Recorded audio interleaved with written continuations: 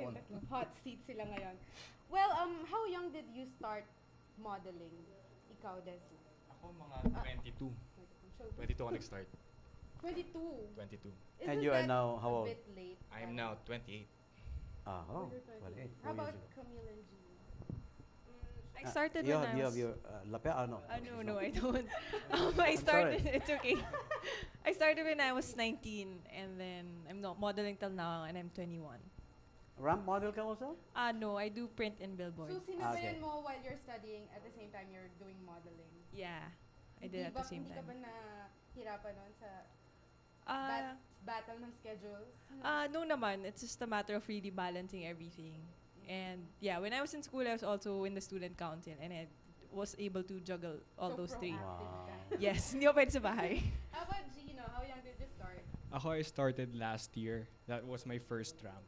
Tapos, so now, bago pa lang First din. ramp. Yeah. So how was it? Is it like what we call the beginner's luck and naging luck? Yeah, medyo nerve-wracking siya, pero masaya naman kasi. So, yun. Na-enjoy ko. So maybe the Galing in first question. school. that I- Tapos, yun, eventually po, medyo nasasanay na silang makita ako sa mga shows, ganyan. Mm. So, may mga ibang designers, they get me to model their clothes as well. May ganun po. Mm. Yeah. So kayo ang nilipitan ha? So far kayong dalawa. How about Ayun, Gino? Nilapitan? Yeah, actually, I joined a competition. Tapos yung agency, they saw me there. Sponsor ka sila that time. So, yun, kinuha nila ako.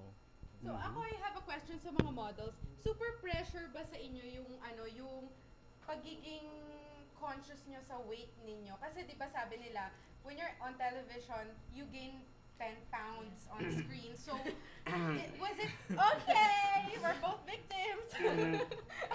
Mas lalo na ako. Kanina si doktor, sinabi pala, obese daw ako eh. Was it a big pressure na parang na-deprive ka for, yung to enjoy good food talaga? Na-pressure ba kayo noon? Lalo na kapag may VTRs and stuff like that before? Ako na. Kasi ako, I used to be overweight before. So, so constant diet talaga. So, mga 2 years na ako nagda-diet and gym. So, yun. Mahirap pero kailangan eh. So talagang seryoso yung ninyo? Hanggang ngayon, nagda-diet ka pa rin sa nag-gym. Yes, sir.